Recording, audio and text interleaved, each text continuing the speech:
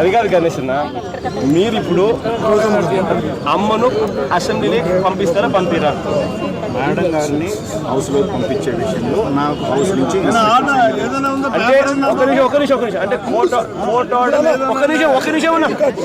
Court order ఉన్నప్పటికీ కూడా, court order మీకు చూపించినప్పటికీ కూడా మీరు మాత్రం ఎట్టి పరిస్థితుల్లోనూ మేడంను లోపలికి పంపించడం లేదు.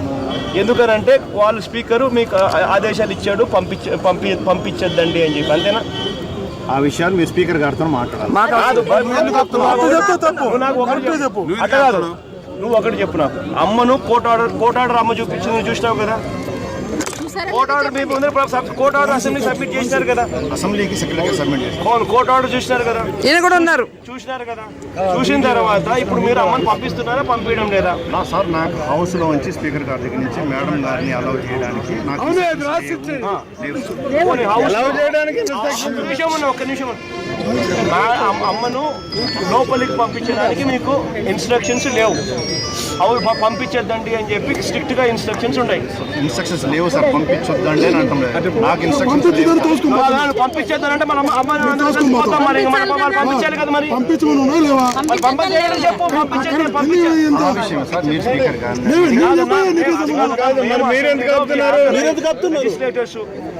ఎమ్మెల్యేలుగా మేము పోయే అధికారం మాకుంది, మీరు ఆపుతున్నారు, ఇప్పుడు అడ్డుపడుతున్నారు. అమ్మని తీసుకొని మేము పోతూ ఉన్నాము, మీకేమైనా అబ్జెక్షనా? ఎందుకు ఆపుతున్నారు? ఆపుతారా పంపిస్తారా? నేను ఆ మేడం గారిని అయితే ఆపుతాను సార్. మేడం అయితే మీరు ఆపుతారు, అసెంబ్లీలోకి పోనీరు. కోర్టు ఇచ్చింది కదా పంపిమని. ఒక నిమిషం అసెంబ్లీలోకి పోనీరు.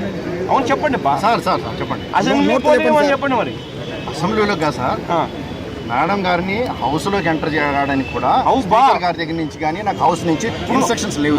మేడం గారు ఎవరైనా మాట్లాడుకుంటే మీరందరూ కూడా